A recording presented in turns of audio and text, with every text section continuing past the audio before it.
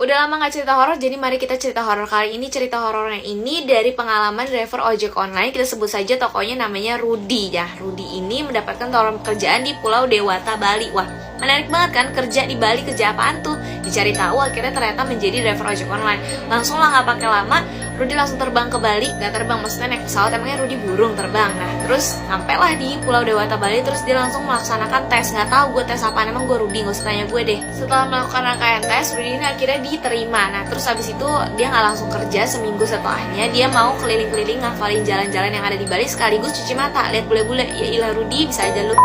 Akhirnya setelah sudah seminggu dia lumayan hafal sama jalan di sana, yaudah akhirnya dia mulai kerja nih. Seminggu pertama masih aman damai aja nih. Penumpangnya biasanya adalah mahasiswa-mahasiswa yang pengen diantar ke univ daerah situ, sampai di mana dia mendapatkan pesanan makanan nih, orderan makanan yang cukup banyak. Langsunglah diantar ke tujuannya. Anehnya tujuannya nih, alamat rumah yang dituju oleh Rudy adalah alamat rumah kosong. Tanpa berpikir panjang, Rudy langsung putar balik dan balik ke kosannya untuk ngasih makanan-makanan yang udah keburu dia beli ke teman-teman kosannya, karena kayak ya takut kenapa-napa juga, udahlah nggak usah dipikirin. Setelah kejadian itu Rudy sempat off beberapa hari, kerjaannya cuma main game di kosan aja. Terus kayak mungkin dia udah merasa, wah uang aku udah tidak ada nih, jadi kayak yuk kerja lagi yuk gitu, cari cuan.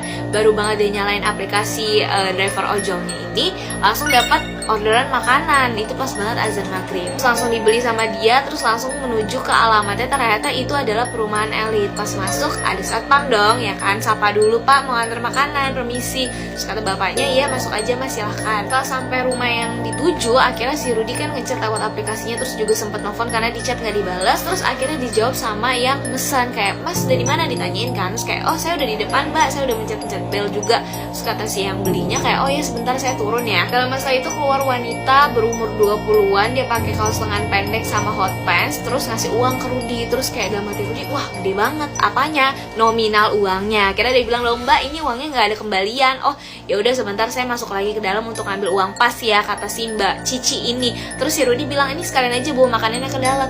Nah udah ditunggu, masuk kan 15 menitan kok nggak keluar-keluar. Akhirnya si Rudy manggil-manggil Mbak Cici gitu-gitu. Pas lagi sesi memanggil-manggil itu, tiba-tiba Rudy dikagetkan sama tepukan di pundaknya yang ternyata adalah security-nya yang nanya, Mas ngapain manggil-manggil ke dalam sana? Terus Rudy bilang, iya Pak ini lagi nunggu si Mbak Cici ini ngambil uang, soalnya dia pesan makanan tadi.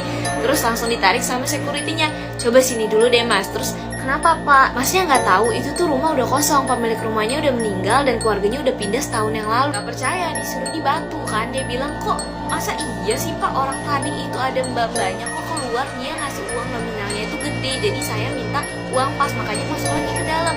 Terus si security-nya senyum terus sambil bilang, coba Masnya lihat, nengok lagi ke belakang, emang iya ada orang yang tinggal di rumah kayak gitu? Pas Rudy nengok ke belakang, itu rumah suasananya angkrem, padahal pas dia datang itu kayak rumah biasa aja, kayak emang kayak rumah yang ada di bumi. Terus habis itu Rudy langsung lemes dan kayak kosong. Enggak dong, itu iklan Ramayana nih. Karena Rudy masih shock gitu kan, karena dia bertanya-tanya, terus siapa Pak tadi yang masuk ke dalam rumah itu? Saya ngobrol sama siapa? Saya ngasih makanan itu ke siapa? Security-nya mungkin mengetahui kali ya kalau si Rudy ini masih shock berat, jadi ayo Mas udah ikut dulu aja ke pos security. Diceritain lah bahwa Rudy ini bukanlah driver ojek pertama kali yang dikerjain sama penunggu rumah itu, karena sudah ada beberapa sebelumnya yang menjadi korban juga. Kan juga pernah ada ojol yang mengantarkan cici-cici itu ke rumahnya gitu, jadi kayak dia seakan-akan membawa orang di belakangnya, padahal si security-nya ini nggak melihat ada yang dibonceng sama nih ojol, dan bahkan seakan-akan dia menerima uang cash